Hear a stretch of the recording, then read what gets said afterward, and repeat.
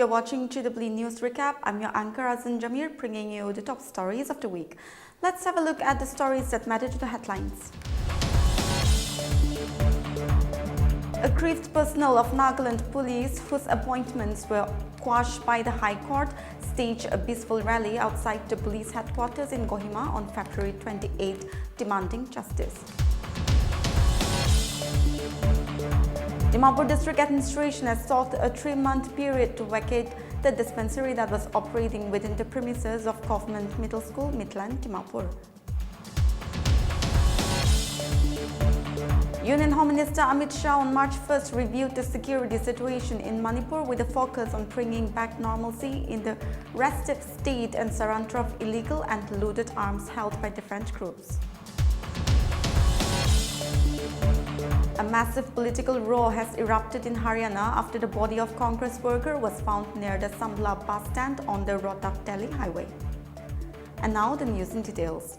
The Dimapur Naga Students' Union sealed the Government Middle School Midland on February 28 in protest against the Department of Health and Family Welfare's occupation of classrooms. The union stated that they will continue to seal the dispensary until the issue is resolved. Hinoto P. Aumi, president of the DNSU, expressed the union's commitment to standing with the student community, saying, "We will lock down the dispensary until the issue is resolved." He emphasized the need to respect the sentiments of the student community. The DNSU had previously issued a 7-day ultimatum to vacate the school the previous week.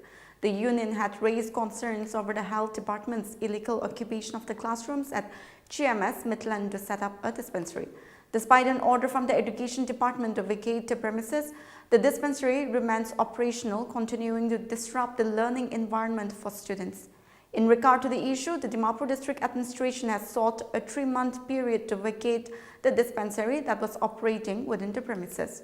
The decision was made following a closed-door meeting on March 1st at the Deputy Commissioner's Conference Hall.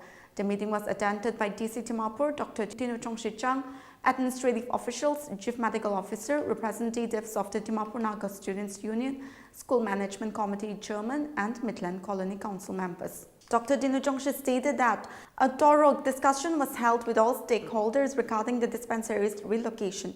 It was agreed that the medical unit would be given 3 months to shift out of the school premises. The DNSU accepted the deadline, ensuring a smooth transition.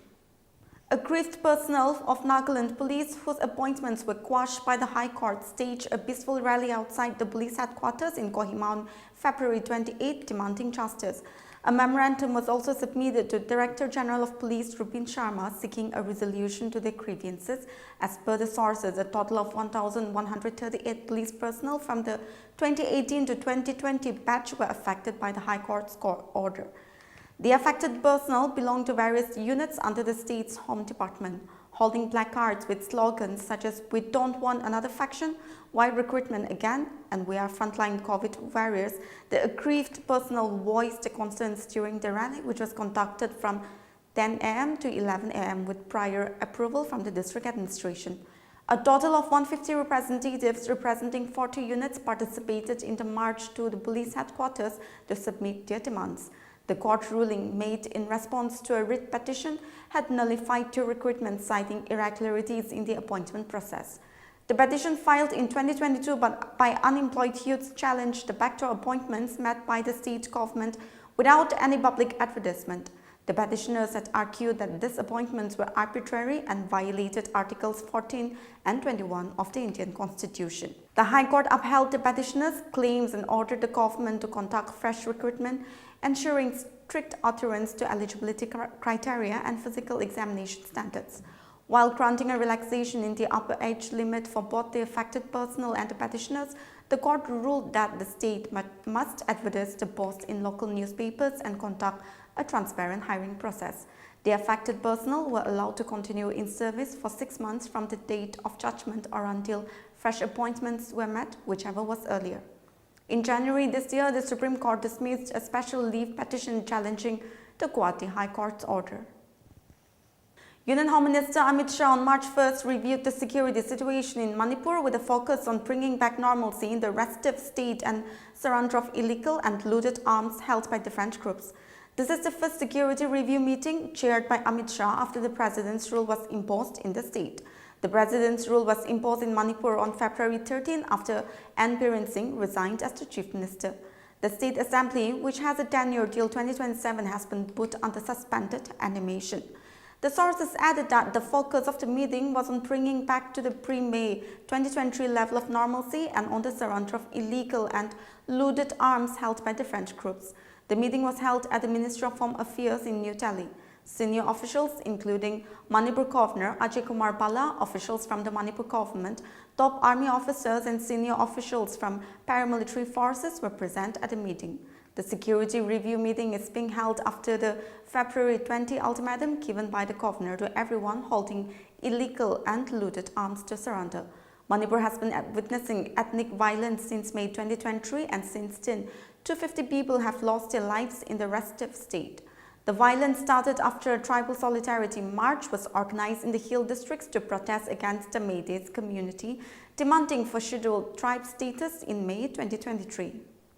Imphal saw an unusual procession. A stream of vehicles of the radical armed group Arambai Dangol, backed with guns of varying sizes, were group surrounded more than 300 weapons at the first Manipur Rifle Complex in Imphal West. This mass surrender of weapons by the group came 2 days after its members met Governor Bala in Raj Bhavan and is the largest such surrender of illegally held weapons so far in the strife-torn state. On February 20, the governor appealed to people of all communities to surrender such weapons to their nearest security establishments within 7 days, stating that no punitive action would be taken. However, he said that strict action would be taken for possessing such weapons after the period ends. It must be mentioned that around 6,000 weapons have been looted from state armories during the conflict, which began in May 2023. 21 months later, there are still sporadic attempts to seize weapons from these armories. According to the last update by Security Advisor Kuldeep Singh in September 2024, 1,200 of the looted weapons have been recovered in operations by security forces, while the rest continue to be in circulation. According to the numbers cited by the Manipur police, apart from the surrender of more than 300 weapons in the first March, another 61 weapons had been surrendered on other parts of the state. According to an army official, until February 27 afternoon and before the surrender of the weapons by the Arambai Dangol, around 110 weapons had been surrendered in the hill districts of Churachandpur, Kangpokpi and Perzawal and Churibam since February 20 in combined actions where the army was present, and around 40 in similar circumstances in the valley. The official added that there would be other incidents of people surrendering weapons directly to the police. This call for the return of weapons is the first major step taken by the governor after the resignation of former Chief Minister N. Biren Singh and the subsequent imposition of President's rule in the state.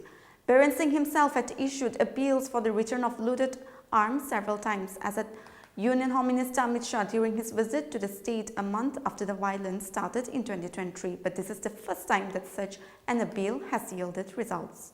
The body of a Congress worker was found stuffed in a suitcase near a bus stand in Haryana's Rohtak district on March 1st, the police said. The Congress demanded a high-level probe into the death of Himani Narwal, 22 years, who was associated with party MP Rahul Gandhi's Bharat Jodo Yatra. The incident came on the eve of municipal elections to 33 bodies across the state, with the results to be out on March 12. The suitcase was spotted by passers-by near the Sampla bus stand, and they informed the police. On receiving information about the incident, the police and a forensic team reached the spot and found Narwal's body inside the suitcase. Police said the victim's neck was wrapped with a dupatta and the victim had mehendi on her hands. Police suspect that Narwal, a resident of the Rohtak's Vijayanagar area, may have been murdered by strangling her with a dupatta. Her body was taken to PGI MS Rohtak for a post-mortem examination. The Congress, in a post on X, expressed condolences over the party workers' death and demanded an impartial investigation into the matter. A massive political row has erupted in Haryana after the incident. It must be reminded that the deceased, Himani Narwal, an office bearer of the Youth Congress in Rohtak, the stronghold of former Chief Minister Bhupender Singh Hooda. A devastating avalanche took place in Uttarakhand's Chamoli district on February 28, burying a camp of the Border Roads Organization and trapping several workers under the snow. At least 50 workers were rescued from the avalanche-hit site in Mana village, but 4 of them succumbed to their injuries as authorities resumed efforts on March 2nd to rescue 4 more laborers feared trapped in the snow. However, another body was found by the army today, taking the death toll to 6. The body is being brought to Manna Post. According to the Uttarakhand State Disaster Management Authority, 5 laborers were reported missing earlier, but one of them, Sunil Kumar from Himachal Pradesh, Kangra, had reached home safely on his own, bringing the focus to 4 workers of him to have found death today. The Indian Army, the Indo-Tibetan Border Police, the National Disaster Response Force as well as the State Disaster Response Force were leading combined efforts to rescue laborers trapped in the avalanche. Prime Minister Narendra Modi and Union Home Minister Amit Shah were closely monitoring the rescue operations led by Uttarakhand Chief Minister Pushkar Singh Dhami, who was seen providing instructions at regular intervals. Of the 50 workers rescued so far, 33 were rescued on Feb 28 and 17 on March 1st. The rescue operations on March were carried out mostly by the Army and IF helicopters as the road was blocked by snow at several points, making vehicular movement nearly impossible. The Army used sniffer dogs to locate the missing workers trapped in the snow. The Army also used 5 helicopters and a civil chopper as part of the rescue operations. Well viewers, that's it for this week's news recap. For more news like this, you stay connected to Global Window. Good night.